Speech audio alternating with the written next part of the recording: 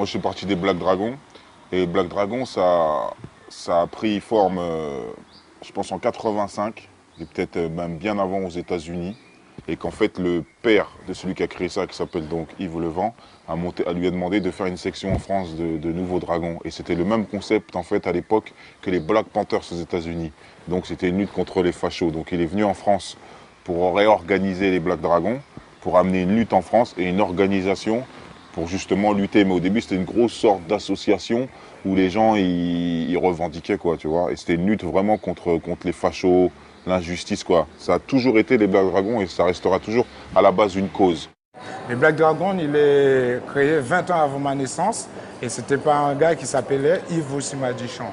Il vient de Haïti et après, il est passé en Amérique, tu vois, parce qu'on a fait la guerre contre les Ku Klux Klan. Et quand j'arrive ici en France en 83, j'ai compris, tu vois, on m'a expliqué que voilà, ici en France, c'était à peu près le système de Front National. Tu vois, ce système Front National, c'était comme les Ku Klux Klan, mais sauf que ces gars-là en France, comme il y a des lois, ils ne peuvent pas faire ce qu'ils veulent, mais en cachette, ils font la destruction des Noirs et des Arabes. Donc moi, je suis arrivé dans les Black Dragons 87, je devais avoir 17 ans. Et ce qui s'est passé, c'est qu'un jour, là où j'habitais, j'étais avec un ami à moi, donc Michael, qui est aussi Black Dragon, du coup. Et un jour, il était en skate. On était en skate, on doit avoir 16-17 ans. Et skate, il glisse et il fait un coup de pied retourné. Et il y a un type qui passe et qui dit hey, venez voir, vous kiffez les arts martiaux? Et je dis ouais, moi je kiffe, c'est mon truc, tu vois. À la base, je faisais du football, mais je kiffe les arts martiaux. Il me dit vous voulez rentrer dans... Il ne me dit pas ce qu'on voulait rentrer dans un gang. Il nous demande est-ce que on peut venir s'entraîner et voir où est-ce qu'il s'entraîne, parce qu'il est soi-disant prof de kung-fu. Nous on dit ok, il nous laisse une carte, il dit voilà, vous allez au parc de Nanterre à la Défense. À côté de la Défense, donc à Nanterre, là. Et on s'entraîne, donc il nous donne les jours et tout, et c'est sur la colline. Moi, j'hésite un peu, il s'en va, j'hésite, je me dis, putain, est-ce que je vais y aller, est-ce que je vais pas y aller? Qu'est-ce que c'est que ce truc? Je connais pas les gens, en plus, c'était jeune, c'est un mec, il avait déjà au moins une trentaine d'années. Nickel, lui, il est beaucoup plus nerveux, il est beaucoup plus... Moi, je suis plutôt calme. Il me dit, bon, vas-y, viens, on y va. On prend rendez-vous. Si on peut dire ça comme ça, on se retrouve sur la colline. Il y a au moins, je vais pas te mentir, 150 Renois. Là, j'ai 16-17 ans. Les mecs en face, ils ont déjà 25-26 ans, sont tous en train de s'entraîner torse nu, pieds nus.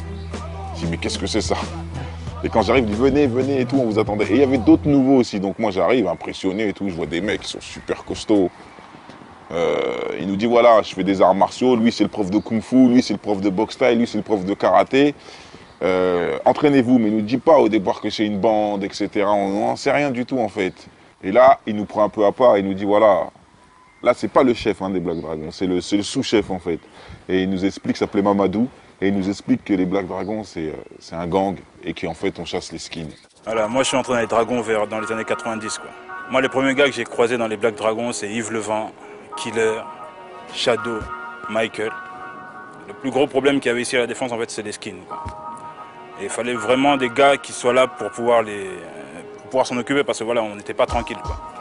Moi j'étais au lycée à 14 piges, j'étais au lycée avec Shadow. J'étais avec Valérie, Dominique. En primaire, il y avait Robert, grand Robert qui était avec moi, on l'a fait toute notre primaire ensemble. Donc comme j'étais tout le temps à la Défense et que je me retrouvais dans toutes les embrouilles, on chassait des skins ensemble, pour moi c'était un bon combat. C'était le meilleur des combats pour moi, c'était chasser des skins. DS Boy, on appelait les derniers salopards. Moi, je suis arrivé dans les Dragons, avant d'entrer dans les Dragons, j'étais le dernier salopard. On entendait sur les Juvisy, il y a une maman avec son enfant qui s'est fait agresser, elle faisait les courses. On lui a fait un sourire éternel. Je ne sais pas si vous vous souvenez du sourire éternel. Tu t'attrapes un peu ici, on prend un cutter, on te coupe ici, on te coupe ici, en même temps, toi, tu cries « Ah !» Ça te déchire ici les lèvres. Vous vous rendez un peu compte des choses. Quand on fait ça à une maman, j'avais quoi? J'avais 14-15 ans, je me disais « Mais c'est pas possible !» On faisait du sport, on avait des gars, on était OP. On a dit si c'est des shows, si vraiment c'est des skinheads, on va se croiser, on va les se taper. Père son âme, qui s'appelle Momo, qui m'a dit je te conseille de rentrer dans les Black Dragons. Ça correspond à ton état d'esprit et nous les Asnais, on ne fait pas d'Asnais junior. Et il y a beaucoup d'Asnais juniors qui sont déjà dans les Dragons. Donc je me suis rendu à Croix-de-Chavaux. J'ai rencontré M. Yves, il y avait Chor, il y avait Grand Karim, tout ça, ils étaient là. Je suis venu avec ma patrouille parce que j'étais déjà organisé.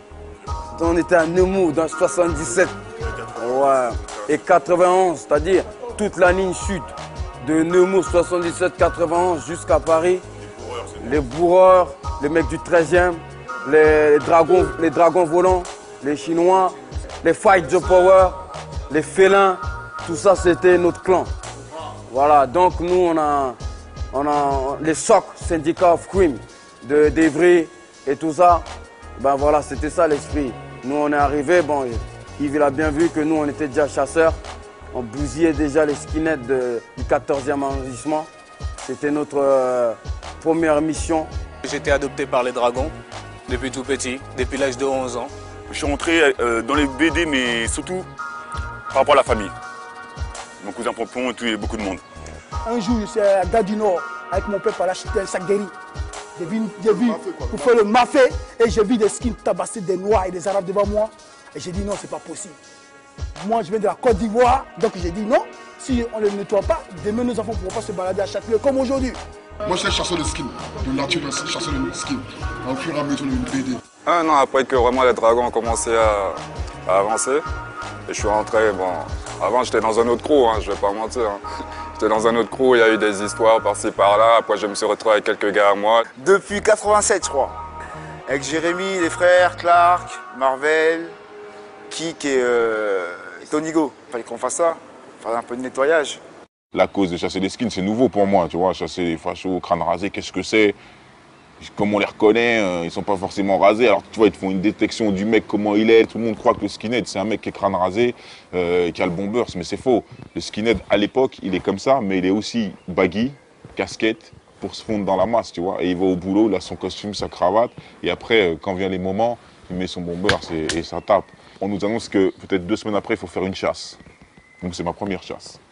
Et là, je me retrouve avec Joe Dalton, Michael, Clark.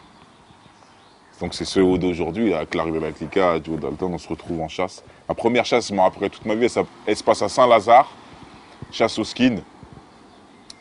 Et là je me chie dessus parce que c'est la première fois que je me retrouve tête à tête avec des skinheads. Et moi j'ai 17 ans, ils en ont 30. Et puis je peux te dire que quand tu as des mecs qui font... là je fais pas le gabarit que je faisais à cette époque-là. Je devais faire 78 kilos. Aujourd'hui j'en fais 130. 120, tu vois, c'est ce qui est différent. Et là, tu vois des mecs qui sont monstrueux, alcoolisés, avec la haine dans les yeux. Et tu vois, à un moment donné, je comprends rien, parce que les autres sont un peu plus vieux, on est très peu à être beaucoup plus jeunes. Ça charge. Moi, dans la foule, charge.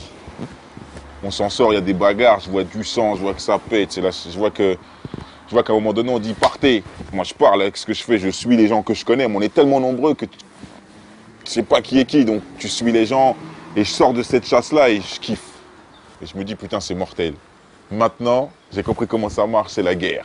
Et là, tous les soirs, eux, ils voulaient faire une chasse toutes les semaines. Et nous, on dit non, non, non.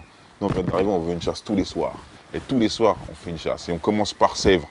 Parce qu'il y a un Black Dragon là-bas sur Boulogne, qui s'appelle Blacky, qui lui, tous les soirs, parce qu'on avait des dragons de Versailles, tout ça, qui eux, tous les soirs, se tapaient les skinheads. C'est-à-dire que les skinheads savaient qu'ils allaient à la gare, ils savaient qu'ils prenaient leur dernier train, et ils attendaient à la gare, et ils les défonçaient à la gare. Et à chaque fois, ils venaient nous voir, et ils nous disaient, putain, les skinheads, ils arrêtent pas de me défoncer le soir, je rentre en courant. Je dis, putain, on va aller les défoncer.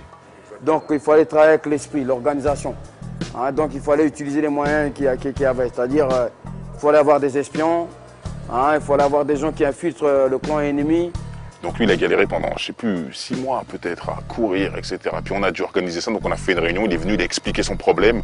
Je lui ai dit, voilà, je galère là, les skis, voilà. Sauf que nous, on était sur d'autres plans, d'autres descentes plus importantes. Donc à un moment donné, lui, pendant 3-4 mois, il a dû galérer. Donc on s'est mis sur son dossier, en gros, en disant, voilà, Blacky, dans ce moment, il galère. Il a les skins sur le cul. Il va à l'école où je sais pas où il y a des skins, donc on va les nettoyer. Donc on s'est organisé à savoir combien ils sont. Essayer de savoir comment ils s'appellent, mais d'où ils viennent, quoi, parce que peut-être qu'ils sont ça Sèvres, mais peut-être qu'ils viennent de je sais pas, Rueil-Malmaison, c'est rien, Suresnes, d'où ils viennent, qui sait, et les risques, quoi. Donc il fallait faire les choses proprement, donc c'était programmé, calculé, c'était intelligent, et donc on est arrivé par exemple au Pont de Sèvres, on a fait un nettoyage radical, parce qu'on avait les informations, on avait le moment, l'heure, quel était le chef. Donc nous on a fait une petite surprise, alors que ce soit Blacky qui descend au dernier train, et ben c'était nous, on était une 50aine, Et là, surprise, surprise, qu'est-ce qu'ils ont fait? Ils ont commencé à courir, parce qu'il faut savoir que quand vous êtes le même nombre, après, on voit qu'ils sont des hommes et qu'ils sont des lâches. Et donc ils se sont mis à courir, et là ils ont pris des balayettes, un petit, tu vois, petit règlement gazeuse. Et on s'est assis, on leur a dit hey, coup de poing, coup de pompe, on leur a dit demain on est là, lundi on sera là, mardi on sera là, mercredi on sera là, appelez du renfort. Et comme techniquement ils n'avaient pas les moyens d'amener du renfort, et ils sont effacés. Pendant 2-3 ans, hein, ça coûte jusqu'à 91, on a attaqué Saint-Lazare, Saint-Michel, Châtelet, parce que Châtelet, la défense était remplie de skinheads. Châtelet, la défense, on voit aujourd'hui à plein de cités, mais à cette époque-là, 88-89, c'est rempli de skinheads. Et là, il y a Batskin, le chef des skinheads. De son vrai nom, on va se taire. On sait que sa mère est procureure. Et il y a un autre truc qu'il faut savoir, c'est que pour les avoir chassés pendant des années, on sait qu'ils ne sont pas nombreux. Des skinheads en France, des vrais, en tout cas à notre époque, il y en avait 100 maximum. Et après, gravité autour d'eux d'autres mecs, mais en vrai, ils sont qu'une centaine. Mais attention, la centaine qu'ils étaient, le power blanc là, c'était hardcore. Alors en fait, ce qui se passait, c'est qu'ils attrapaient des fois des meufs dans le RER, femmes enceintes, ils les défonçaient. Mais vous ne pouvez même pas imaginer avec quelle violence, ou des fois ils attrapaient un mec de chez nous, et il y en a quelques-uns qui sont passés sous leurs mains, coup de vitriol. Alors j'ai expliqué la technique, c'est que le skin, quand tu vas le voir, et tu demandes est-ce que c'est un skin, il va jamais te dire oui s'il est tout seul. Par contre, il y a un truc, c'est que quand tu fais une descente, il faut se méfier des meufs. Parce que les meufs, derrière eux, elles avaient le vitriol. Le vitriol, c'est un petit flacon d'acide. Elles se reculent et puis, avec le balance, tu prends, t'es défiguré. Sinon, ce jour-là, on était ensemble, moi et Jean-Yves. Après, il fallait se séparer, on est rentrés. Moi et Jacob, on est tombés sur, je crois qu'ils étaient 5 skins. C'était chaud. En plus, il n'y avait qu'une sortie. Donc, on a avancé comme ça, ils avançaient. On s'est regardé, on dit, Jacob, ça va être chaud. Il dit, c'est chaud, on est parti. On a commencé à courir, foncer sur eux. C'est battu dans tous les sens. Pendant que je me battais, il y en a un qui m'a mis 3 coups de couteau, mais je continue à me battre. Et on a réussi à s'esquiver, on en a couché, on a pris des coups, on est parti. Et juste après, on devait aller en boîte et on avait rendez-vous avec des go et tout. J'étais avec Jacob. Il me dit, ouais, Jacob me dit, oh, on va à l'hôpital tout. Je fais, non, moi je vais pas à l'hôpital, c'est bon, je suis un guerrier, je vais m'amuser et tout. Je suis parti en boîte. Je commence à danser, m'amuser. Je commençais à avoir la jambe ça faisait bizarre. Les gars ils me disaient, on va à l'hôpital. Je fais, non, c'est bon. Après, au bout d'un moment, ça commençait à être chaud, on m'a emmené à l'hôpital. Le docteur dit, si vous n'étiez pas venu, votre jambe là, vous auriez pu la perdre et tout. Je fais, à l'époque, en plein après-midi, il y avait des skinheads. En plein après-midi.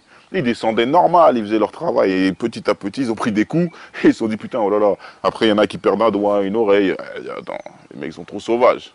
Parce que nous, on était tous fichés, tous, faut le savoir. Hein. On tapait les skins, eux, ils rentraient chez eux. Nous, on allait au placard, ou alors garde à vue, ou contrôle judiciaire, tu vois. Et lui, il rentrait chez sa mère, parce que sa mère, elle est procureure. Parce qu'il faut savoir que, par exemple, le chef des skins, tu le tapes, sa mère, elle est procureure. Il suffit que comment? Moi, j'ai vu des mecs mettre des patates à des skins, le lendemain faire 6 mois. Alors que l'autre, il fait des Adolf Hitler. Qu'est-ce que c'est ça? Ça veut dire que déjà, on était parti avec un désavantage. 28 mai 88. Après l'annulation d'un concert, les skins passent à tabac 3 Antillais et 2 Indonésiens avant d'attaquer le commissariat de police. 1er octobre 88. Un skin de 19 ans surnommé Neurone tue d'un coup de pied en pleine tête un clochard endormi sur un banc public. 14 novembre 88. Inscription nazie sur les vitrines de commerçants juifs dans le quartier du Sentier, au cœur de la capitale. Nous sommes contre l'immigration qui métisse notre culture. Quitte à taper sur les immigrés. Quitte à les taper s'il le faut pour se faire connaître et pour se faire comprendre et entendre. Vers 91-92, on a dit non, là c'est trop, on va faire une chasse définitive. Et donc, on s'est alliés pour... Je ne sais pas si vous vous rendez compte, le truc, c'est qu'on s'est allié avec d'autres gangs qui étaient les Dookie Boys, et eux, ils étaient une quinzaine, mais sans pitié. Alors eux, de ce que je me souviens, c'est que pour entrer dans leur gang, il fallait amener le doigt ou l'oreille d'un skin. Ils étaient 15. Mais putain, qu'est-ce qu'ils chassaient. Et ils venaient les chercher tous les soirs, et ça chassait, ça chassait, ça chassait. On les a nettoyés. Mais nettoyés d'une force. La preuve, c'est qu'aujourd'hui, quand les gens vont se promener à Châtelet, quand ils vont à Paris, et qu'ils ne voient plus de skins, c'est nous, on a fait ce travail. En 20 personnes pour aller à Châtelet, mon ami. On était là, on a nettoyé Châtelet, 4 h du matin, 5 h du matin, on partait se battre. À chaque Gare de Lyon. Gare de Lyon, je dormais sur la chaise comme un bouffon. Demain, il fallait que j'aille me taper comme des skins. On les donnait rendez-vous, c'était des bonhommes, ils venaient au rendez-vous, on les casse-tête. On leur donnait une correction. Aujourd'hui, vous voyez ce qui s'est passé en Russie? Ouais, sinon on n'avait pas fait ça, c'est ce qui allait se passer en France ici. Et là, aujourd'hui, si demain les skins viennent, ils vont trouver toujours les dragons sont là. Parce que les vieux qui sont tombés dans les tombes, ils vont se lever. Parce que moi, j'ai dit le dragon ne meurt pas, ça peut toujours là pour frapper. Je pense qu'aujourd'hui, ce qui se passe au COP de Boulogne, là, ça se passerait dans la rue aujourd'hui. Et je crois que la vraie cause, c'est ça, quoi. Les Black Dragons, ça existait, ça existe pour ça. Et c'est un mouvement d'abord des États-Unis, une alliance avec les Black Panthers, qui est venu s'installer ici pour la même et unique cause. Voilà. Et nous, après, on a changé la démarche. Une fois qu'on avait nettoyé tous les fachos, eh ben, il n'y avait plus de... La cause était finie, on avait rempli notre mission, on a fait ça très vite, on a fait ça en 3-4 ans. En 3-4 ans, on a balayé, après, il reste ce qu'il en reste. Les gens ont oublié. Ils faisaient des ratonnades, ils agressaient les gens. Quand nous, on est arrivés, même nos grands n'ont pas pu faire ce que nous, la génération Zoulou, on a fait en France. Nos frères, ils avaient des petits secteurs, les grands, les Black Panthers, ils avaient des petits secteurs, ils contrôlaient. Nous, on a dit, on va marcher sur Paname. Et si tu marches sur la grande capitale, si tu prends la capitale, on connaît l'histoire, tu appropries le pays. En fait, les Black Dragons, le siège social, ce qu'on appelle la SARL des Black Dragons, c'est le fond, quoi. C'est à la Défense. Et en fait, ce qui s'est passé, c'est que la Défense, tellement on était nombreux, des fois, on se retrouvait même le samedi à être 200, 300. Alors imagine-toi, à la Défense, un samedi, 200, 300 mecs, ça se voit. Donc il fallait monter une autre base arrière. Donc on s'est un peu déporté sur Montreuil, mairie de Montreuil, et Vitry, Villejuif. Ça nous permettait d'avoir 3 bases. Donc le gros truc, c'était la Défense. Ensuite, mairie de Montreuil, pour les grosses réunions, tu vois, voilà. Et ensuite, Villejuif. Mais la Défense, c'est là où on squattait. C'est-à-dire, on était là-bas tous les jours. Le premier recrutement que j'ai eu sur Montreuil. Mais le QG était toujours ici, à la Défense. Le quartier général, c'était la Défense. Donc tu avais des gens qui se connaissaient à peine, quoi. Des gens qui se connaissaient à peine et qui se faisaient confiance à lui, mon bras droit, mon bras gauche. Même si on se connaît à peine, on est des Black Dragons, c'est pareil, c'est la même chose. Pour te dire la puissance qu'il y avait, une solidarité qu'il y avait pour tout le monde, n'importe quel pays, hein. Zaïrois, Antillais, toute génération, toutes nos nationalités, et c'était pas, les mecs, ils n'étaient pas tous de la même cité. Donc tu avais des mecs de Cergy, des mecs de 78, de Saint-Quentin, Suresnes, Puteaux. Au niveau des magasins, on était un peu chez nous. Voilà, on avait envie de se servir, sincèrement, on se servait. On sort de l'école, on va à la Défense. On sort du boulot, on va à la Défense. Pourquoi? On voit tous les amis et tout ça. Et après, on se préparait pour sortir, pour aller en boîte de nuit et tout, s'éclater. Et j'allais souvent à la Défense, c'était pourquoi? Les filles. Oh là là là là là. Quand on était là, il n'y avait pas l'arche, il n'y avait pas tout ça, quoi. 30 ans passés à la Défense, quoi. Je connais les coins et les recoins d'ici, malgré tout, quoi. Ils ont changé, mais les sous-sols restent les mêmes. Voilà, Gambetta là-bas. C'est là-bas qu'il y avait Bafia, Killer. Et on rencontrait à l'époque déjà Ajax, Tyson et tout ça, quoi.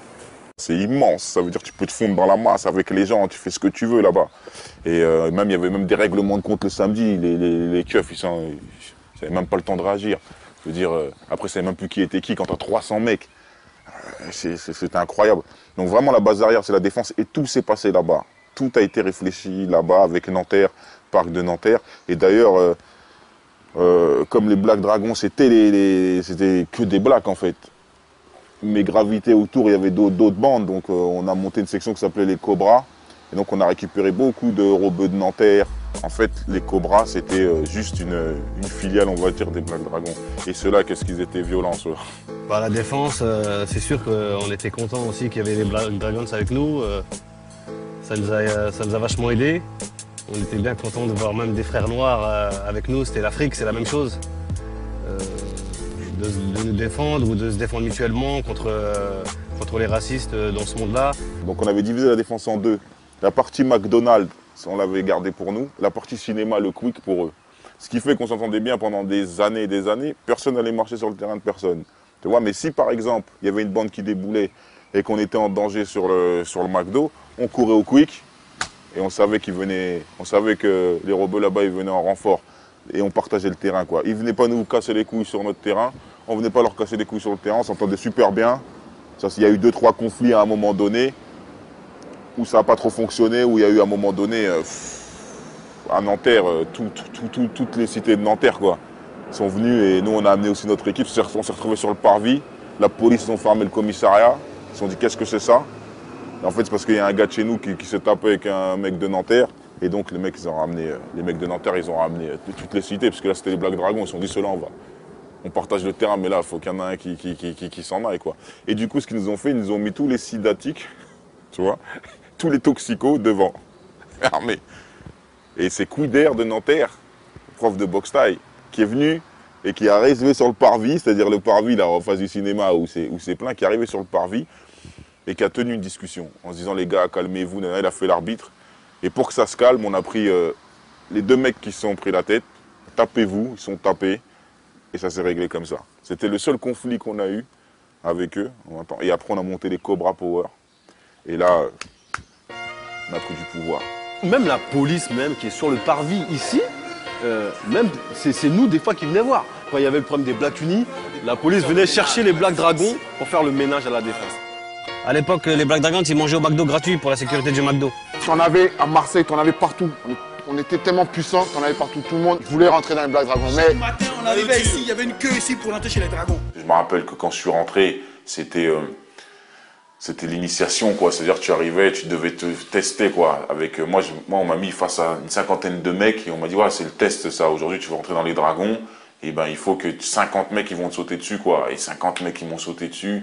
Et j'ai essayé de me débattre, de me défendre comme j'ai pu. Et j'ai dit, mais qu'est-ce que c'est ça? Et un ancien est venu me voir, il m'a dit, tu sais, s'il y a 40 mecs qui te sautent dessus, tu sauras comment te mettre en boule. Parce que tu as beau être le guerrier. Il y a 3 choses qu'il faut savoir. C'est que les 50 ou 40 mecs, ils tapent pas tous en même temps. 2, c'est bien se mettre en boule et éviter de prendre des coups de couteau, c'est-à-dire la manière dont tu vas te positionner.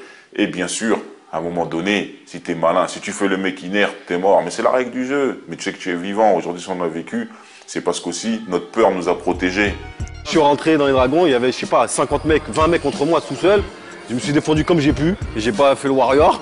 Voilà, je me suis défendu comme j'ai pu. Tout le monde s'est défendu. Celui qui devait rentrer là-dedans, il devait passer des tests. Et si tu n'étais pas capable, tu ne rentrais pas dans les Black Dragons. C'était sûr, clair et net.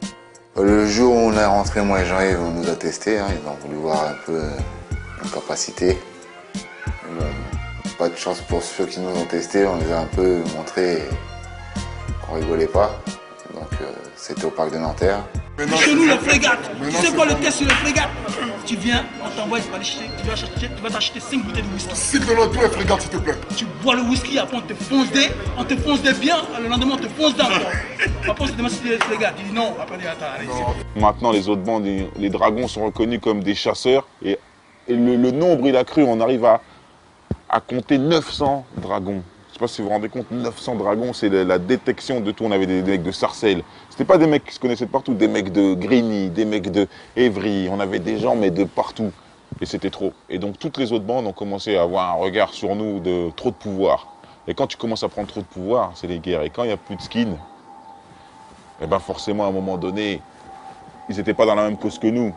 Et nous, notre cause, c'était vraiment les skins. Et là, il a commencé à avoir guerre bande contre bande. Parce que justement, il n'y avait plus de skins, on les a. Mais c'est même plus du nettoyage. La preuve, c'est que... Voilà. Et donc, il y a commencé à avoir la jalousie des bandes, parce qu'on avait plus de reconnaissance, etc. Et là est venue la guerre des gangs. Et après, les skins, on les a laissés, on les a mis de côté, c'était les bandes, parce qu'il y avait de la jalousie. On disait, ah, c'est qui ces guerriers là? Ils s'entraînent au parc de Nanterre. Ils sont chauds, les filles sont derrière eux. C'est qui eux? C'est Black Dragon, on entendait Black Dragon partout. On avait nos styles à nous. Quand on sortait, on voyait un BD, on savait que c'était un BD. On était Winston au pied, Fly mignon, beau gosse. Une coalition de gangs qui sont venus et qui ont fait une grosse descente sur la défense. Nous, on était une quinzaine. Moi, je montais l'escalator en bas, là, au niveau du RER. J'étais avec Jean-Yves, je dis bonjour à tout le monde. Et je commence à tracer. Et d'un seul coup, là, j'entends crier. Il y a au moins 60, 70 mecs, 80 mecs, je sais pas combien ils étaient, c'était un truc de fou, ils venaient dans tous les sens, qui sautent sur tout le monde. Jean-Yves, il se sauve, il court, 10 contre 80, tu peux rien faire, c'est pas possible, tu vois. C'était une descente, c'était par surprise. Moi, j'arrive à me planquer dans un magasin, et je vois Jean-Yves, il court. Et je vois à peu près au moins 30 mecs derrière, parce que c'était séparé en plusieurs groupes. Qu'est-ce que je fais? Je vois, vous êtes en galère. Moi, j'ai réussi à me planquer. Je ressors et je cours derrière les cums. C'est-à-dire que Jean-Yves, il court. les mecs, ils sont 30 derrière à courir derrière Jean-Yves. Et moi, je cours derrière les 30. Je dis, ouais, dès que ça va se confronter, bon, bah voilà, j'ai de mon pote. Et moi, je me retrouve d'un seul coup tout seul. Eux, ils disparaissent. Donc les gars, ils s'arrêtent. Et quand ils s'arrêtent, ils se retournent. Et qu'est-ce qu'ils voient? C'est moi. Voilà, j'ai voulu jouer vaillant, je les ai traversés, j'ai fait comme ça, tu vois, j'ai voulu jouer le fier. Et voilà, ça même pas 2 secondes, ils m'ont tous sauté dessus, ils m'ont défoncé. Voilà, je dis la vérité, ça a été un carnage. Ils m'ont traîné sur 15 mètres, j'avais la tête, c'était Elephant Man. Tellement ils étaient beaucoup sur moi, ils n'ont pas pu me planter. Ce jour-là, ils ont tiré sur Ambroise. Ambroise, il a failli mourir. Il y en a 2, 3 qui ont été à l'hôpital. Et moi, j'ai eu de la chance. La chance que j'ai eue, c'est que, bon, voilà, trop de mecs sur un, t'arrives pas à le taper. Donc, ils m'ont défoncé de haut en bas, là, éclaté la bouche, le nez et tout. Voilà. Mais ils m'ont pas planté. Donc, je m'en suis quand même bien sorti. Mais ce jour-là, ça a été un jour décisif en fait pour moi. Tu vois, moi, une semaine après, tu as vu, moi je suis sorti de l'hôpital, je suis arrivé, j'ai fait les gars, j'ai dit il n'y a plus moyen. On s'est réunis, avec Jean-Yves, tu as vu, je t'ai dit, il n'y a plus moyen. J'ai dit maintenant, moi je suis avec vous. Je suis avec vous et c'est fini, quoi, on est ensemble maintenant. On est dans les mêmes galères, on s'est embrouillé, mais là maintenant j'étais à l'hôpital, en fait c'est avec mon sang que je suis rentré, quoi. C'était ça mon test à moi. Donc après les gars, ils se sont réunis, Eddy, Le Vent, il a dit, ouais, celui-là c'est un dragon, il est avec nous dans toutes les descentes. En plus maintenant il a saigné pour ça. J'ai dit maintenant il est avec nous. Et ensuite après toutes les descentes et toutes les réunions, après j'étais là. Et c'est depuis ce jour-là, grosso modo, qu'on peut dire j'ai été accepté en tant que BD. Voilà, ça a fait un peu l'exception à la règle. Et ce qui s'est passé, c'est que le chef des Black Dragons, Yves Le Vent, il est tombé au quart plat en fait. Et quand ton chef tombe au placard, à un moment donné, tu as 300 mecs, en gros à la défense, qui sont déboussolés. Il faut reconstituer comment on fait, le mec il a pris 1 an, comment on va faire. Et donc ça se divise un peu, il y a des clans. Et dans ces clans-là, il y a des gens qui font des choses un peu bizarres, qui ne sont pas des vrais guerriers non plus. Parce qu'il faut savoir qu'il y a des gens aussi dedans qui sont là pour les meufs, d'autres qui sont là pour... Ils sont là comme ça, pour aller en boîte. Tu vois, et quand on vient le jour de la descente, il n'y a personne. Donc moi, je sais qu'ils étaient pendant la descente. Je sais qu'ils sont des bonhommes. On est une 50aine. C'est des bonhommes. Pendant les chasses, tu les vois devant. Tu sais toujours, tu les vois devant. Ces noms-là, de toute façon, ils reviennent à chaque fois entre nous, tu vois. Puis il y a ceux qui sont arrivés après. Mais les vrais soldats, les vrais, eux, là, ceux qui voilà, avaient un vrai truc. Et après, chacun veut un pouvoir. Chacun veut un truc. Donc le chef, il est plus là. Qu'est-ce qui se passe? Bon, on fait un peu n'importe quoi. Les meufs, après, c'est les meufs d'un autre mec, d'une autre bande. Ça se passe comme ça. Et maintenant, les gens, à part jalousie, si tu touches à la meuf d'un autre mec, forcément, il n'est pas d'accord. Et c'est une autre bande, donc la guerre, elle commence. Ça commence toujours comme ça. Les causes pour lesquelles des gens sont morts, chez nous, à un moment donné, des gens ont pris des balafres, des gens se sont fait taper, c'est pour des meufs. Tu vois ce que je veux dire? Et ça, c'est une leçon qu'on doit apprendre dans la vie, parce qu'à un moment donné, t'as plus de chef, t'as plus rien, et puis on dit, viens, on va à la guerre, plus personne ne va te dire, stop, attends, faut peut-être qu'un... Alors qu'avant, le chef, ce qu'il faisait, il calmait. Il disait, attends, on va voir ce qui se passe. Ben là, non. Après, il y avait des pseudo-leaders, et forcément, pseudo-leaders, ils sont en mode guerrier. On leur a appris à faire que ça. On nous a pas appris à discuter, on nous a appris à faire la guerre. Donc, à chaque embrouille, on descendait à 300, et voilà, c'était du... On en attrapait un, et nous, on le lynchait. Eux, ils attrapaient quelqu'un de chez nous, on le lynchait, et c'est une guerre sans fin. J'étais avec, comment il s'appelle, Idriss, il se rappellera. Il s'est fait chicoter après par les dragons parce qu'il sait ce qui s'est passé. On devait aller en boîte, c'était à Châtelet. Ouais, où il y a les frites merguez, tout ça là. Et là-bas, on était en pleine guerre avec les RJ. Là, je les cite parce que ils ont été traites ce jour-là. Ils traînaient à Châtelet, hein, à cette époque, c'était ça, hein, genre, ils traînaient à Châtelet. On devait aller en boîte à Châtelet. Donc, Idriss, il me dit, on fait un détour. Pour arriver à Châtelet, je sais pas, il voulait me faire traverser Nana. Je fais écoute, ce jour-là, je sais pas ce qu'il m'a pris. Tu t'es un guerrier ou t'es pas un guerrier? Il me dit oui, je suis un guerrier parce je l'avais jamais vu à l'œuvre. Il me dit oui, je suis un guerrier. Je fais bon, tu sais quoi, on va à Châtelet, on ne fait pas de détour. Si on tombe sur les gars, c'est parti. Je dis ok. Manque de peau, je tombe sur les gars. Quand ils m'ont vu, ah Michael, ils ont commencé à rire, c'était plein. Là, je regarde et je dis ah c'est chaud. C'est chaud. Donc les gars, il y en a un qui était chaud chez eux, ils voulaient se la raconter. Il dit oh je le prends tout seul, là là. Dans ma tête, je dis ah si c'est que ça, c'est bon, peut-être je vais m'en sortir. Et j'ai commencé à le chicoter, ils m'ont sauté dessus. Il y en a un en traite. Je sais qui c'est, hein. Si tu m'écoutes, j'ai jamais. Il est venu, il m'a fait des petites cicatrices dans le dos, je vais vous montrer. Je raconte pas des conneries, il sait c'est qui. Mais je t'ai pas oublié, papier. Je t'ai pas oublié. Toujours, hein, on est là. Coup de couteau, là, c'était pas... ça rigolait pas, ils en attrapaient un. Je veux dire, il y a des gens, ils ont eu la misère. Tu reviens de là-dedans. Si tu as couru pendant la descente, comment tu vas te repointer à la défense? Bagarre, main nue. On n'avait pas besoin de couteau, arme, face to face. C'est là où on voit les hommes. Il n'y a jamais eu de défaite. Quelques rares fois, quand on a pu un peu, on prend des défaites. Tête à tête, toute la bagarre. On gagnait toujours, toujours vainqueur. Toujours vainqueur. Remarqué. Toujours vainqueur. Il y avait beaucoup de bandes, hein. Maintenant, t'es les meilleurs. Alors, qui contrôlait Paris à cette époque-là? Ce qui est clair, c'est que les Black Dragons, on en a entendu parler et on entendra parler comme une légende, parce que tellement étant nombreux, difficile de mettre des vraies têtes en face de nous. Moi, je pense qu'on a lutté des années avec les RJ. Encore, on s'est fait une guerre, voilà. Et les Mendy. Moi, c'est ces gens-là avec qui on a lutté, mais pour une cause, personne ne sait pourquoi ni comment. Comment ça a commencé, je suis incapable de te dire. Comment ça s'est terminé, je suis incapable de dire. Aujourd'hui, ce qui est sûr, c'est que moi, dedans, dans ces ennemis, il y a des gens que je connais. Et pendant le mouvement, quand je me suis battu avec eux, c'était même pas des êtres humains pour moi. Je me suis dit, là, on considérait même pas leur tête, s'il y avait des têtes à prendre, quoi. On pouvait se flinguer sans se poser de questions. Et aujourd'hui, quand le temps est passé et que je discute avec certains d'eux, ils sont comme moi, les mecs, en fait. Et si je leur demande la cause pour laquelle on s'est mis sur la gueule, il n'y en a aucun qui peut me dire la raison. Par contre, je sais un truc. RJ, Mendy, Dragon, en face, c'était des bonhommes. Le Black Dragon, il vit avec les arts martiaux. Il ne peut pas respirer sans les arts martiaux. L'art martial, je peux pas vous expliquer. C'est se lever ce matin, respirer, penser. Il y a des gens qui sont nés pour faire ça. Moi c'est mon truc, quoi. Les dragons, sans ça, il n'y avait pas de raison de rentrer dedans, quoi. C'est tout ce qui m'a d'ailleurs amené chez les dragons, c'est que j'aimais les sports de combat. Il faut bien expliquer une chose. Black Dragon, c'est la mythologie des arts martiaux, des techniques des animaux. Que tu pratiques le karaté ou machin, tout est inspiré de la nature. D'accord? Le vent, etc., tout ça. Donc si tu adhères à l'esprit des arts martiaux, tu dois être forgé mentalement ainsi que physiquement.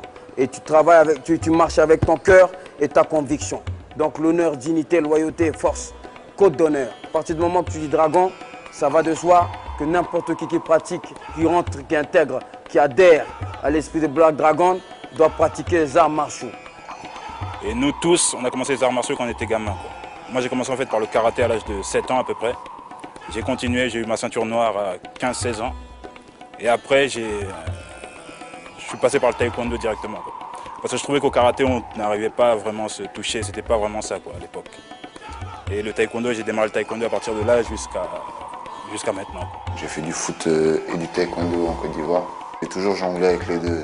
Et on m'a toujours dit que si j'avais choisi une branche, j'aurais pu faire carrière.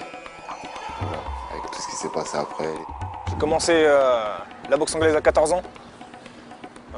J'ai fait à peu près 6 ans d'anglaise. Le parcours sportif, il a été un petit peu freiné par les blessures. Mais sinon, j'ai été blessé avant la quart de finale du championnat de France. J'ai réussi à aller en demi-finale du championnat de France et blessé au bras gauche.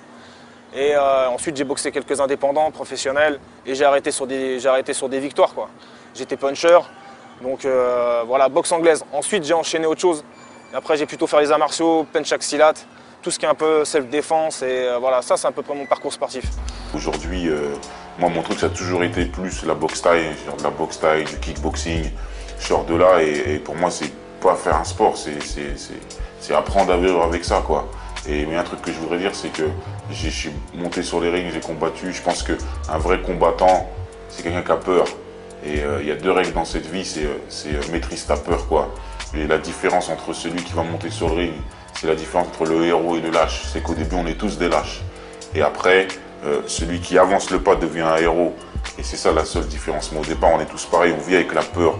Et c'est cette adrénaline, ce truc qui fait que, parmi nous, parmi les dragons, on avait cet esprit de combattant, de toujours aller plus loin. Toujours les arts martiaux nous poussaient toujours plus loin. Parce que justement, cette peur, tu vis avec. Et la seule fois où j'ai ressenti cette peur, quand j'allais dans les chasses d'esquine, etc., dans n'importe quelle descente, c'était sur le ring, dans le vestiaire, avant de monter, se demander qu'est-ce que je fais là, pourquoi je suis venu, me rappeler est-ce que je suis un vrai guerrier, mais le mec je le connais même pas. Et quand j'allais dans la chasse aux skins, c'était pareil, j'étais avec des mecs, je dis peut-être que je vais pas revenir, et est-ce que je suis bien entraîné, est-ce que je suis préparé? Et tout ça, tu vis avec. Et quand tu l'as depuis très jeune, et ben aujourd'hui, à l'âge que j'ai, je vis avec, je respire avec. Aujourd'hui, j'ai plus de raison de monter sur le ring ni de combattre. Et je pense que c'est une recherche de soi-même, une paix intérieure que de pratiquer pour aller au plus loin, parce qu'il y a le corps, mais la tête, elle est nos limites. Ce qui fait marcher le corps, c'est la tête. Et ce qu'on pratique, le kung-fu, le karaté, la boxe thaï, ça te permet d'aller plus loin et d'apprendre à te connaître.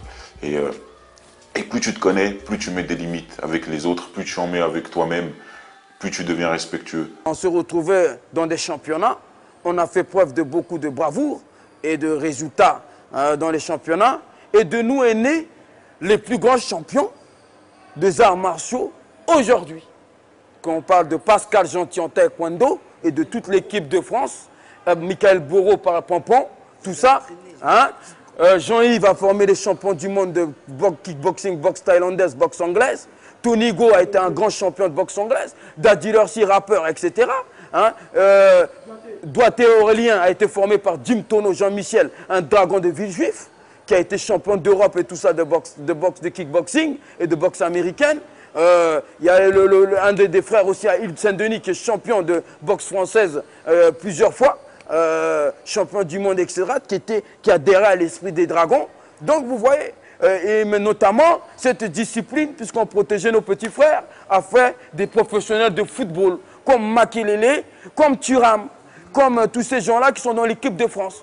Et dans le livre de Thuram, il parle des Black Dragons dans des pages. Voilà. Dagui Bakari, qui a été capitaine de l'équipe de Côte d'Ivoire, qui s'est retrouvé à Lens. Et notamment, on a eu des directeurs de banque, on a des directeurs de banque, des médecins, des machins et des gros voyous. Voilà. Il faut dire ce qui est. Parce qu'on fait la société. On a forgé un état d'esprit pour que les gens ils marchent avec honneur et dignité et se fassent respecter. À partir de là, chacun, selon sa vie, il défend sa conviction comme il peut.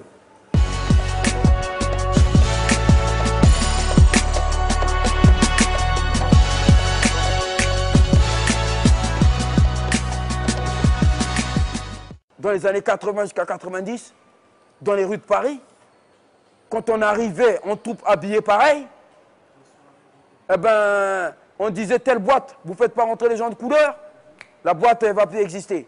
On a eu les après-midi. Telle boîte, elle va pas. On a eu le samedi, ça ne nous suffit pas le vendredi, on avait le samedi. Aujourd'hui, tout le monde va faire Java. Hein, nous, on peut arriver à l'entrée de boîte, on dit tu ne rentres pas. Comment ça? Parce qu'il n'y a pas d'histoire, les gens ils ignorent, alors ils ne savent pas. Tu vois, c'est comme ça.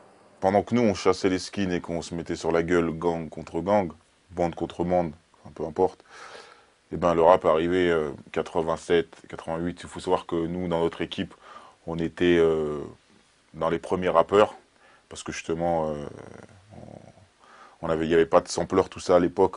Avant d'aller à la chasse, il y en a un qui faisait tu vois, les rythmiques sur le quai, d'autres qui rappaient, ou après le big box, tu vois, le mec qui big boxait, et on rappait comme ça, t'as vu, on se lâchait, et CD ça n'existait pas, sampleur ça n'existait pas, donc on se démerdait comme on peut. Donc nous, on rappe depuis toujours. C'était les dragons, les Zoulous. C'était même pas nos grands avant. C'était nous les Zoulous. Et les gens, ils savent pas que c'est nous, on écoutait du rap et on s'habillait comme les rappeurs aujourd'hui. C'était nous les premiers à avoir des styles vestimentaires de Zoulou, de hip-hop.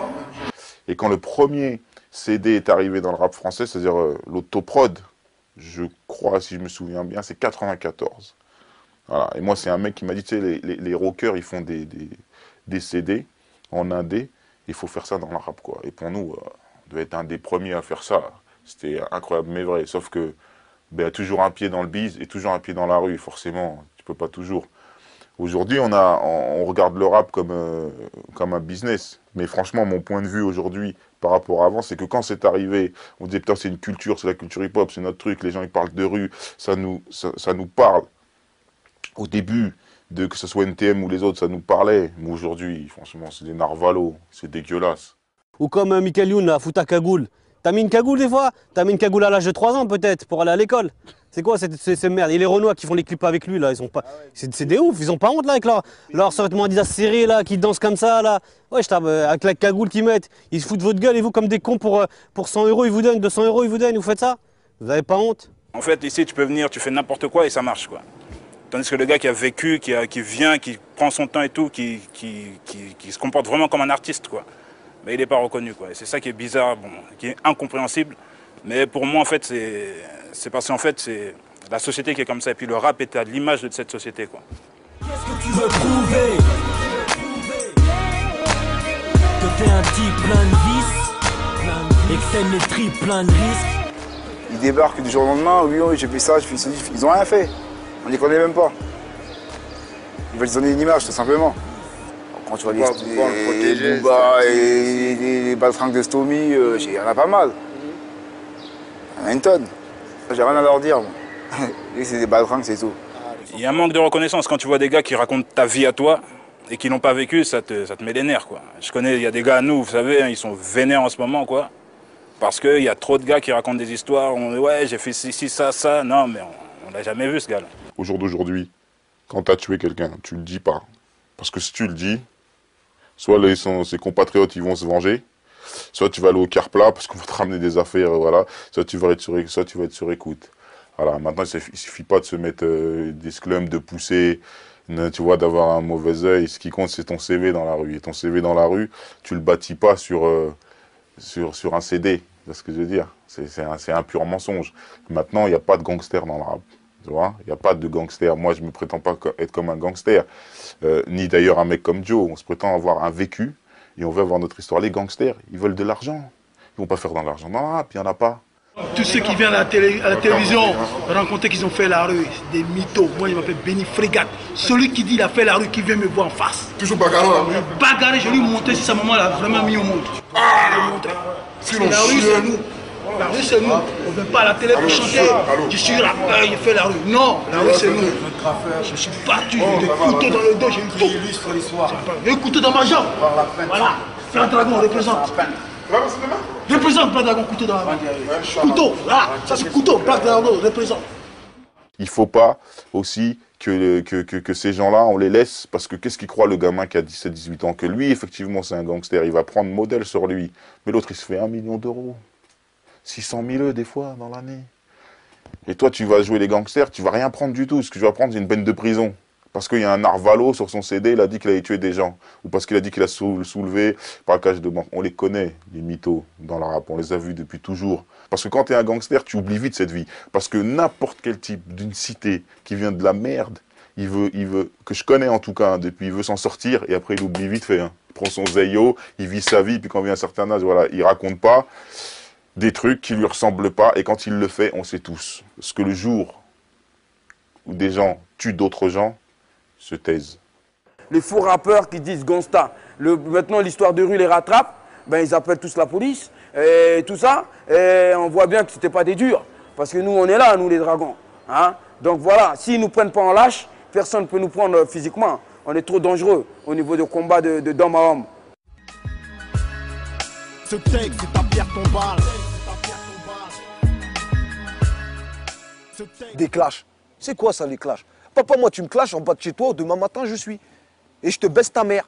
Y a pas, c'est quoi ça? On fait pas de la musique, c'est pas de la musique, c'est un combat. Tu veux faire de la musique, frère, fais ta musique et puis c'est tout. Clasher un mec, quand tu sais que tu fais 300 000 et puis tu fais plus que 200 000, montrer sa tête derrière au Zénith ou je sais pas où, dire regarde, parce que c'est un concurrent direct avec toi parce que tu vends du disque. Par contre, un mec qui dit que t'es moitié œuf, moitié jaune d'œuf, qui t'imite, qui est en train de se foutre de ta gueule, là tu vas pas le mettre au Zénith, mettre sa photo. Parce que Jean Gabin, on va dire ce qu'il est, c'est un bonhomme. Et qu'à un moment donné, il faut se mesurer à des bonhommes. Et il peut pas. Personnellement, on est parti au casse-pipe, on a tourné nos culs par terre. On s'est battu, hein, franchement. J'avoue, je suis tapé. Hein. Pour vous, aujourd'hui, vous faites le malin. Là. Il faut que la France le sache. Parce que le petit Français moyen, il croit que c'est Booba qui a créé le rap et qui a ramené le rap ici. Il croit que c'est cynique, il croit que c'est je sais pas qui. Alors que c'est nous-mêmes. Ces petits-là, on les a protégés même à la Cigale. Au premier concert de la Clica, ils dansaient. C'était nous. Quand les autres bandes venaient pour les dépouiller, où ils ont cassé les bras de Egoside Guégué. il a fallu, hein, des petits à Blacky, à Michael, hein, il a fallu qu'on aille régler ça. Hein, et quand les skins de Boulogne les attaquaient. Je travaillais avec Zox, et moi à un moment donné, je vais dire un truc. C'est quand t'as pas les moyens de mettre tes couilles sur la table, tu les mets pas. Parce qu'un bonhomme, il met ses couilles sur la table. Et Zox, c'est un petit enfant qui croit qu'aujourd'hui dans le rap, on joue quoi. Mais des gens comme nous dans le rap, moi quand j'ai suivi sa cause, j'étais pas en train de jouer. Et les gens chez nous, ils jouent pas. Il fait un clash, il parle d'un mec, moi ça me dérange pas. Il dit pas le nom, ok, y a pas de souci, mais il l'assume pas. Parce que l'assumer, ça veut dire quoi? Ça veut dire aller et mettre la pression, le type il va à la radio. On voit dans Planète, là, mais là, il parle, on dirait un petit enfant, il n'y a aucune communication, c'est un mec de la haute school, il est là dans le rap depuis des années. Il est incapable d'assumer, alors que c'est un leader, soi-disant, du rap français. Et il dit, franchement, on va te coucher, arrête la musique. Aujourd'hui, on dit à certains rappeurs, vous êtes trop vieux. Et comme vous êtes trop vieux, c'est la chaîne maintenant, il faut laisser la jeunesse. Qu'est-ce que c'est ça? Le rap, aujourd'hui, c'est pour des gens qui ont 40 ans, 35 ans aussi. 45 ans, pourquoi? Parce qu'ils ont commencé quand ils avaient 16 ans. Ils ont 35 ans, c'est leur culture. Et on leur dit, bougez, et laissez des gamins qui ont 17, 18 ans prendre le flambeau. Mais ils n'ont jamais demandé à passer le flambeau, vous les mettez à la rue. Donc, comme vous les mettez à la rue avant de passer le flambeau, forcément, il y a un truc. Ils n'ont pas eu le temps de transmettre des valeurs. Donc, le rap, aujourd'hui, il est baisé. Les gens qui sont à la tête donc, de la musique hip-hop en France, hein, c'est-à-dire, je parlais de Tefa, qui est David. Hein, j'ai expliqué vite fait dans Menace sur la planète rap qui il était. Ça a bouleversé la France. Ils ont pas compris. Donc, c'est un petit qu'on protégeait. Hein, il habitait dans le 15e arrondissement. Qui nous donnait des plans, notamment à l'université de Assas, des Fonds nationaux des skinheads. C'est un petit qui traînait là-bas, il était à l'école là-bas. Il nous donnait des informations sur les skinheads. On a pu arrêter et éradiquer les skinheads de Assas. Et pareillement, les skinheads de Denfert Rochereau, les clans, on a pu éradiquer parce que ça, c'était nos petits, on les protégeait, on les protégeait. Notamment Sylvain, qui est kilomètre, Michael est là. Et ainsi que toi, Jean-Yves, c'était un petit blanc qui était avec vous, avec Tonigo, qui était dans les PSP. Il tenait vos sacs quand vous faisiez les descentes. C'est lui aujourd'hui qui contrôle la culture musicale du hip-hop. Il faut bien le savoir. C'est-à-dire, on a des photos même avec lui quand il était gamin. Donc aujourd'hui, si on voit bien même au niveau artistique, hein, qu'on parle de Booba, même de Jams qui a traîné même dans nos zones et que les Dragons Volants et les Ducky Boys, ainsi que la bande Hakim, qui lui apprenaient à rapper dans Mafia Tressé, hein, tout ça, c'était nous ça. Mais ces gens-là n'acceptent pas qu'on leur passe devant. Ils ne veulent pas jouer. Au contraire, laissez passer les gens devant, comme ça vous travaillez plus. Et on aura un rap de qualité. Là, les mecs sont en haut, sont endormis sur leur laurier, ils font de la merde. En plus, ils nous amènent une mode qui est bidon. Et on est obligé ou de la suivre ou de mourir. Mais c'est faux. Mais les gars d'ici, les gars qui contrôlent le rap ici, c'est pas les mêmes cossettes, ils n'ont pas la même vision. Donc en fait, tu pourras pas faire tes trucs tranquillement sans que, si t'as pas de copinage ou quoi, on reconnaît pas en fait la qualité ou le comment dire, le vécu, la qualité, on reconnaît rien quoi. On n'a jamais eu de reconnaissance, d'accord? Et si nous-mêmes on va pas prendre ce qui nous revient, personne ne va vous nous donner, personne. Et pour ça, il faut s'organiser et juste revendiquer nos droits et reprendre le marché. Parce que ça, c'est important. Aujourd'hui, quand on me parle de directeur artistique, de mecs en radio, de magazines, de ma génération, de ce que je connais de la culture hip-hop, j'en connais aucun. J'en connais aucun. Ils mettent des étudiants, des fils d'un tel, des nanani, et là, il faut arrêter. Il faut mettre à un moment donné des gens qui connaissent la machine, qui savent comment ça fonctionne, qui connaissent la rue, qui connaissent le rap, qui connaissent le public. Et tant qu'on ne fera pas ça, on n'avancera pas. Ils veulent qu'on chante, mais on marche pas. Ils t'ont promis la playlist et toi tu marches au pas. Le move à Paname, ça marche pas. Tous les gens qui sont passés sur Skyrock ont eu leur carrière de baiser. Ils ont fait 2-3 albums et après salut. Pourquoi? Parce que Skyrock c'est un public de gamins. Et qu'à un moment donné, ça ne correspond plus. Le gamin est grandi. Et nous, on est encore là, on veut du vrai rap. Moi j'ai 36 ans, je veux du vrai rap. Mais quand tu choisis de choisir des enfants, tu vois ce que je veux dire? Il faut l'assumer. Il faut assumer qu'à un moment donné, ils vont grandir et qu'ils vont passer à autre chose. Donc notre regard dans le rap en se disant, bon, Skyrock, c'est bien. Skyrock qui passe du rap. On va arriver à un truc où le rap va s'ouvrir, ça va grandir. On va pouvoir... Or, c'est faux. Ça n'a pas du tout grandi. Les gens qui maîtrisent les radios, les directeurs, ben, c'est pas les gens qu'il faut. Si on leur demande d'où vous sortez, je sais pas, moi, j'ai parlé de Lenny. Il était, la génération était coursier, le bordel. Qu'est-ce que c'est ça? Tu es coursier, tu passes directeur. Ces gens-là, on allait les sauver. Ils criaient au secours, il y a des gangs qui veulent nous tuer, non, on venait les sauver. Aujourd'hui, ils nous manquent même de respect parce qu'ils font un peu d'argent. Ils sont passés d'une association à une SARL. Aujourd'hui, il est temps que les dragons, ils marchent avec fierté et qu'ils arrêtent de faire la courbette devant ces gens-là et qu'ils reprennent leur blason, leur couronne.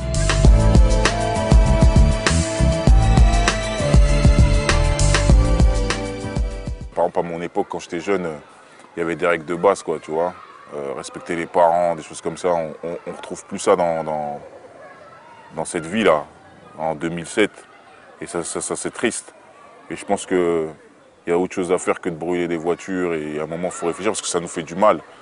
Et ce mal-là, ben, tu vois, moi j'ai des gosses et ils vont payer les pots cassés, quoi. Mais les petits n'ont rien à faire. Bon, on leur parle, on essaie de les inciter à bien faire les choses. Bon, surtout par rapport aux élections, on les incite à voter. Mais ils sont quasiment tous, hein, à 90%, ils sont partis voter. Franchement, ils ont fait leur papier, tout ça, ils ont assuré.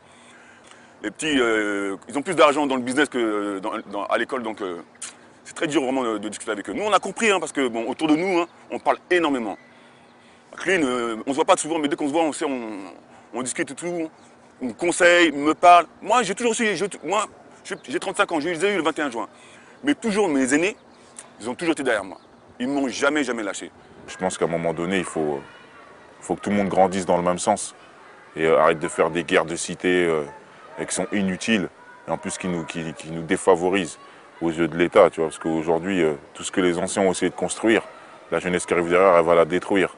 Et on peut voir ça dans le monde durable, dans le monde du travail, dans le monde de la vie. Et je peux comprendre aussi, parce qu'il y a des choses, c'est que dans ce système français, on vit trop dans les peut-être. Et je comprends qu'un jeune qui va au travail, on lui dit reviens demain, peut-être qu'on va te donner le poste, peut-être pas, ou c'est pas moi, c'est l'autre. Tu vois, dans les boulots, c'est un peu comme ça. Et que les jeunes qui arrivent derrière nous, ils n'ont plus envie de peut-être, quoi. Ils veulent que ce soit concret, ils veulent tout de suite. Et forcément, ça amène des fois à de mauvaises choses. Et les jeunes qui sont nés là-dedans, comme ils n'ont pas vu des gens qui se descendent, qui leur jettent de l'acide sur eux, qui leur mettent des coups de couteau, ou avec des fusils qu'ils ont de chasse, ils leur tirent dessus ou les jettent dans la Seine. Et bien comme ils ne subissent pas ça, ils croient que leur problème, c'est leur voisin qui leur ressemble.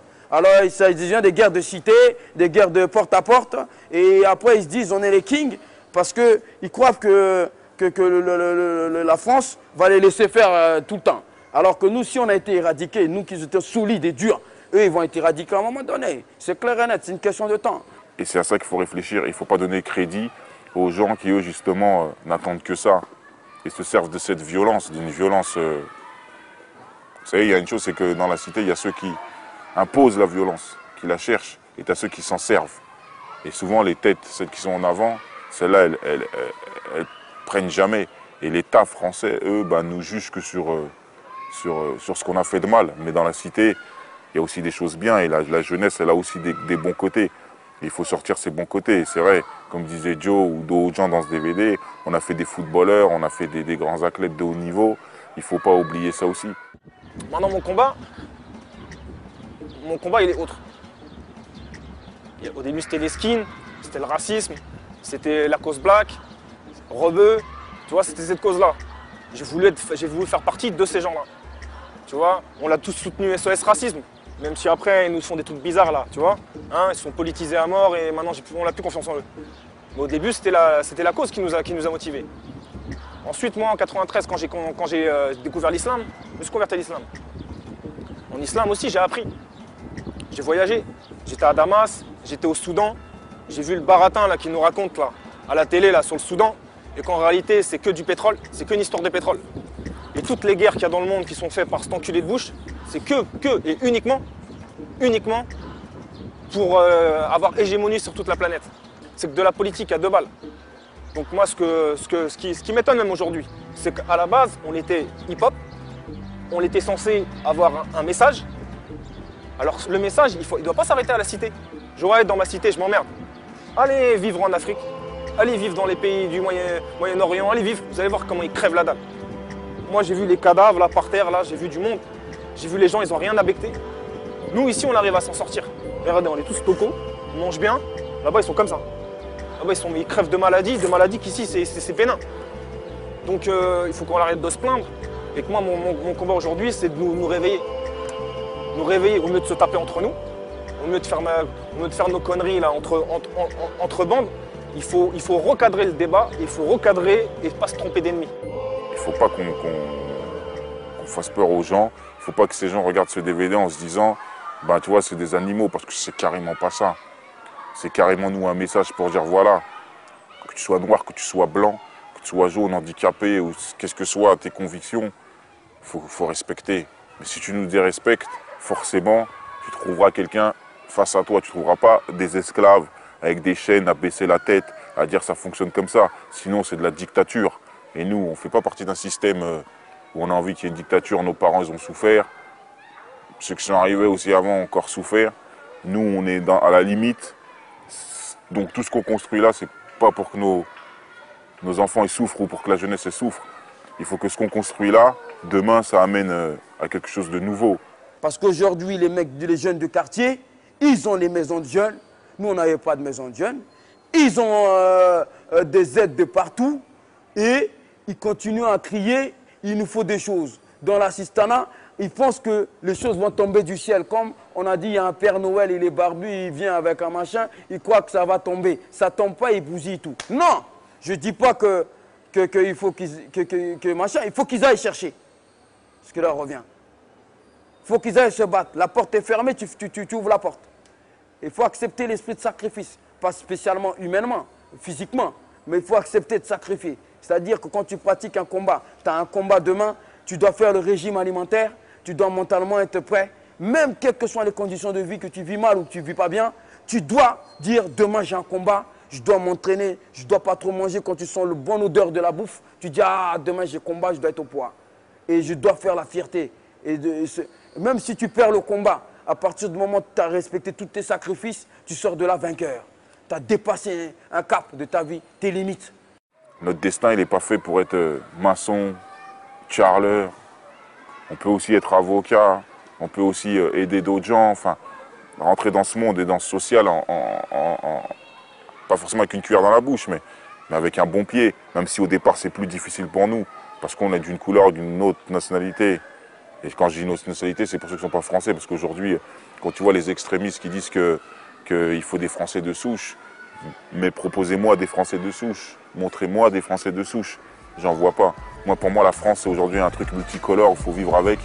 Et vous êtes obligés de vivre avec nous et avec ces jeunes de cité qu'il faut aider, il faut faire avancer, il faut que les choses, je répète, elles changent. Et nous, on est là justement pour que ça change. Et moi, je donne un conseil à tous les anciens des quartiers, ceux qui s'en sont sortis, on n'oublie pas d'où on vient. Et c'est pour ça que de toute manière, le passé nous rattrape. Et on doit forcément... On ne peut plus changer le passé, mais on peut accorder un avenir au futur. Et ce futur, c'est les gosses des cités, quoi. Et c'est ceux-là qu'il faut faire avancer.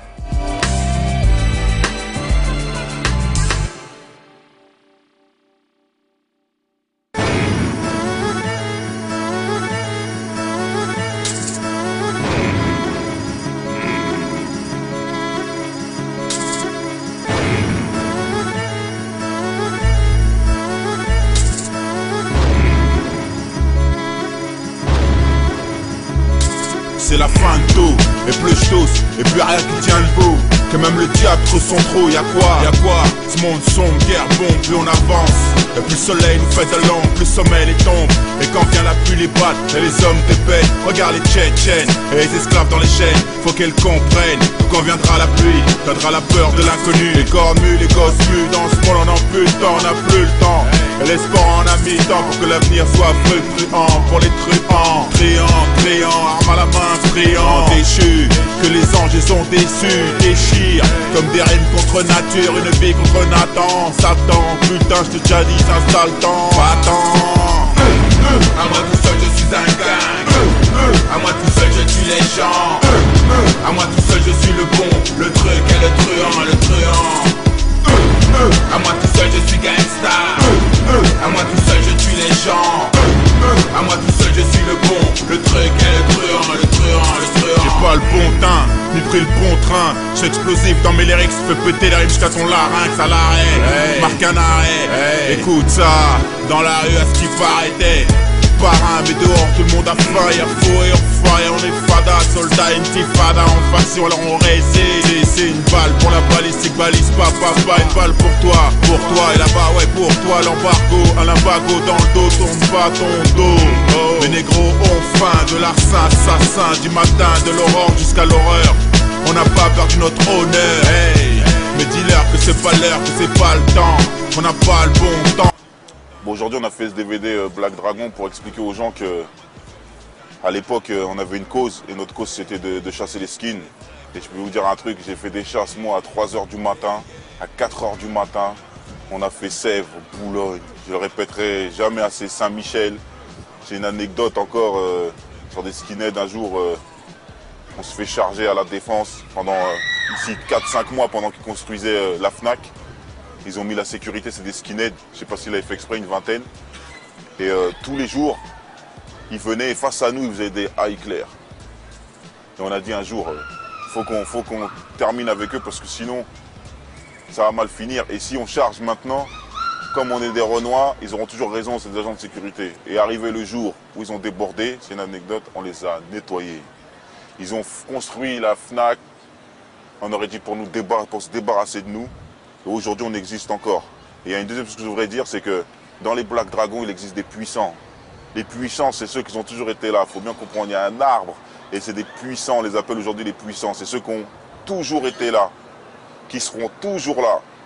Et si vous en éliminez un des puissants, il y en aura toujours. Et on n'a eu aucun remerciement. Et aujourd'hui, le rap, les artistes, l'industrie, ils nous ont oubliés et on fait ce DVD pour que jamais, mais jamais les gens nous oublient et qu'ils sachent que les Black Dragons, c'est pas une légende. Parce que depuis, avant ce DVD, on avait mis des visages sur 2-3 personnes. Maintenant, vous allez mettre un visage sur plus de personnes. Mais notre vie, on ne peut pas passer à travers. Et c'est pour ça qu'on fait ce DVD-là, pour que vous vous souvenez qu'un jour, il a existé des gens ici qui ont marqué leur histoire. Et ne pas nous faire passer ni pour des terroristes, ni pour des malfaisants. Parce que tous ces gens ici, aujourd'hui, ils ont essayé de nous faire disparaître. On ne disparaîtra pas. On est plus qu'une légende. On restera ici, gravé dans les murs, dans les parpaings, les jeans, on les a usés. Il y a des gens qui ont vu la prison, d'autres qui sont morts, d'autres qui ont été pour une cause, quelle qu'elle soit. C'était le seul moyen de rassembler des gens et de dire voilà, on existe. Et j'ai lu un magazine et un mec qui disait mais non, les bandes, ça n'existe pas. C'est juste des mecs de cité qui sont 10, 15, 20, ils disaient pas plus de 10. Aujourd'hui, je suis en train de prouver que tu vois là, il n'y a aucun de nous vient du même coin et tout le monde se connaît.